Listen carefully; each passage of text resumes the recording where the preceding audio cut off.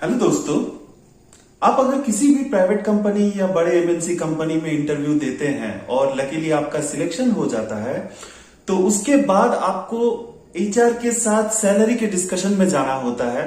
उस सैलरी के डिस्कशन के दौरान आप एचआर के साथ डिस्कस करते हैं कि एक एक्सपेक्टेशन के साथ कि आपको एक अच्छी पैकेज मिल जाए।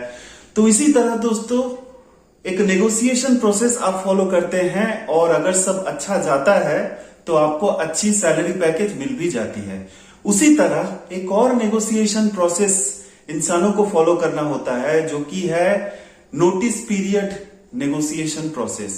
हाँ दोस्तों, आज बात करेंगे इसी टॉपिक के बारे में। ये बड़ी अच्छी बात कही आप। तो नमस्कार दोस्तों, आप सभी का स्वागत है मेरे YouTube channel knowledge stone career club में, जहां पे बातें होगी आपकी और हमारे करियर की।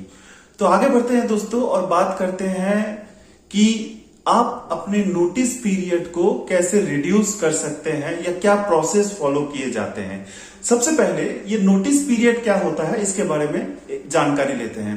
तो दोस्तों, जब भी आप किसी कंपनी में जॉब करते हैं और किसी वजह से आपको अगर किसी दूसरे कंपनी में अच्छी ऑफर मिल जाती है या फिर किसी फैमिली रीजन हो जाए या फिर कोई मेडिकल इशू या मेडिकल रीजन हो जाए, आप उस कंपनी में काम कंटिन्यू नहीं कर सकते, आपको रिजाइन देना होता है।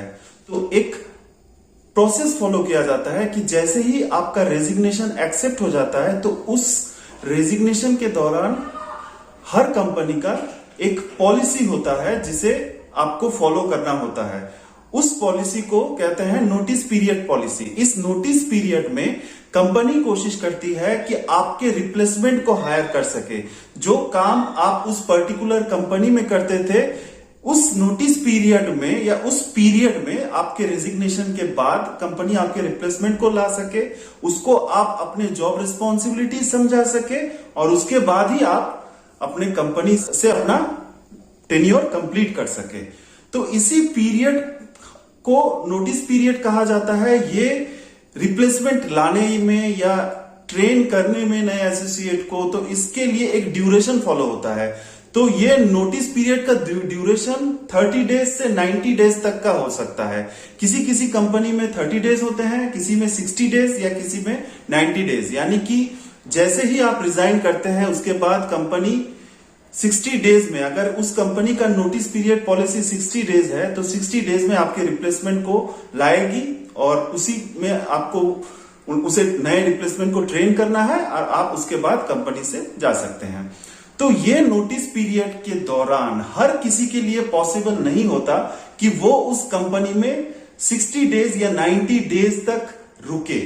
बहुत सारे इश्यूज ऐसे होते हैं कि अगर किसी नए कंपनी में आपको ज्वाइन करना होता है और उस कंपनी का मतलब वो कंपनी नई कंपनी चाहती है, आपको अच्छे पैकेज में आपको उस कंपनी ने हायर किया है, तो वो कंपनी चाहती है कि आप 30 दिन में या फिर 35 दिन में 40 दिन में उस कंपनी को जल्द से जल्द ज्वाइन करें। लेकिन यहां आपके करंट कंपनी में वो नोटिस पीरियड 60 डेज या 90 डेज हो जाते हैं।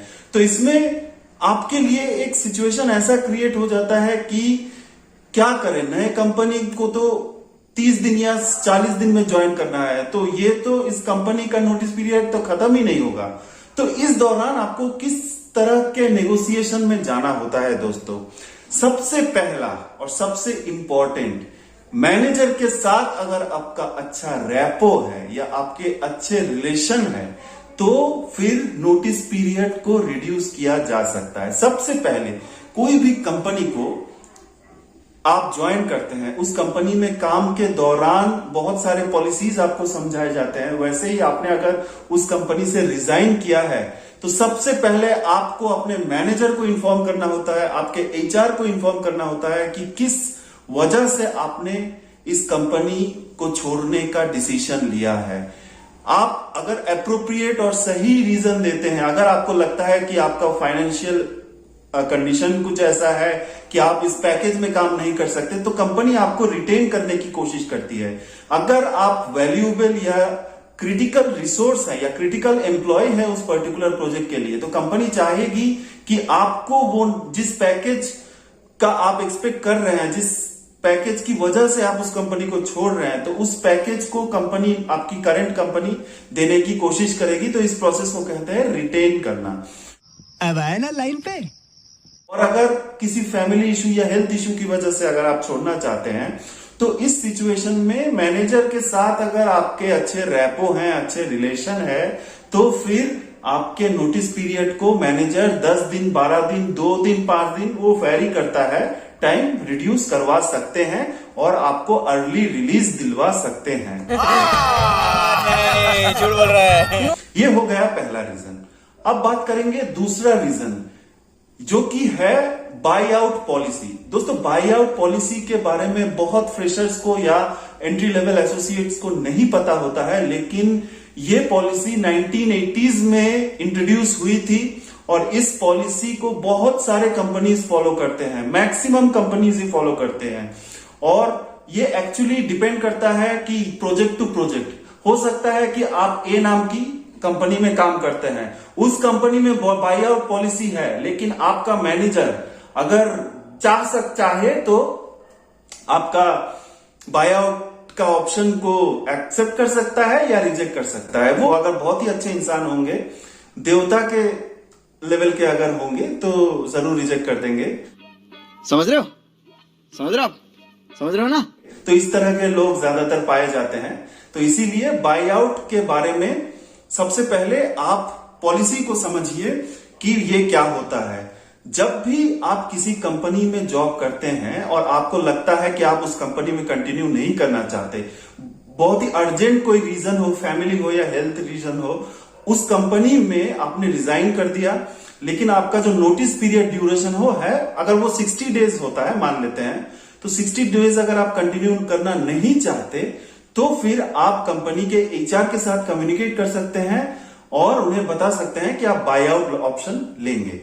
तो ये टोटली प्रोजेक्ट, पहले आपको अपने प्रोजेक्ट के मैनेजर को इन्फॉर्म करना होगा। मैनेजर अगर अप्रूव करता है तो आप एचआर के साथ कम्युनिकेट करेंगे। बाई आउट ऑप्शन क्या होता है दोस्तों? अगर आपका 60 डेज का नोटिस पीरियड है, आप 30 डेज कंटिन्यू करना चाहते हैं और 30 डेज आप बाय आउट करना चाहते हैं, यानी कि नेक्स्ट जो 30 डेज है वो आप नहीं करेंगे, वो नोटिस पीरियड आप वो ड्यूरेशन में सर्व नहीं करेंगे, आप उससे पहले ही निकलना चाहते हैं, तो वो जो अगले 30 डेज है उसके लिए आपको कंपनी को एक मिनिमम अमाउंट पे करना होगा। मान लेते हैं कि 30 डेज के लिए आपका 60 डेज का नोटिस पीरियड है, आप सिर्फ 30 डेज का नोटिस पीरियड सर्व करेंगे, तो उस अगले 30 डेज के लिए आपको 30,000 पे करना होगा। ये जस्ट एक अमाउंट है, मैंने एग्जांपल के तौर पे आपको बताया है। तो वैसे ही दोस्तों, अगर आप वो बाई आउट ऑप्शन को सिलेक्ट करते हैं और आप 30,000 पे कर देते हैं, तो कंपनी आपको रिलीविंग लेटर दे देगी और 30 दिन में आप वो कंपनी से जा सकते हैं। मैंने कहा ओह यार ये कितनी औसम है यार।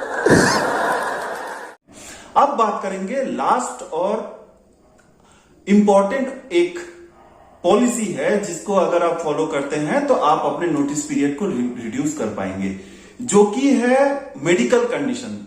दोस्तों, आप मान लेते हैं कि आप किसी कंपनी में जॉब करते हैं और आप एक, भगवान ना करे ऐसा हो कि एक क्रिटिकल डिजीज से गुजर रहे हैं, आपकी सर्जरी की जरूरत है या आपका कोई मेडिकल इश्यू है जिसकी वजह से आप किसी भी तरह काम नहीं कर पा रहे हैं, तो उसके प्रॉपर डॉक्यूमेंट्स, जो भी डॉक्टर्स या मेडिकल रिकॉर्ड्स आपके हैं, आप अगर उस कंपनी को सबमिट करते हैं और कंपनी के फिजिशियंस उसको वेरीफाई करेंगे, अगर इसको ऑथेंटिक माना जाता है तो आप उस कंपनी से अर्ली रिलीज ले सकते हैं। दोस्तों, इसी तीनों प्रोसेस को अगर आप सही तरह से फॉलो करते हैं, इसी तीनों प्रोसेस को अगर सही तरह से आप इंप्लीमेंट करते हैं, तो आप नेगोशिएट कर पाएंगे अपने नोटिस पीरियड को और आप इसे रिड्यूस भी कर पाएंगे।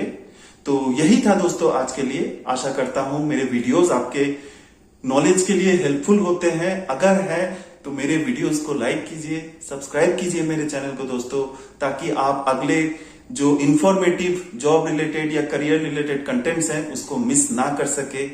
तो आपका दिन बहुत ही अच्छा रहे दोस्तों। धन्यवाद।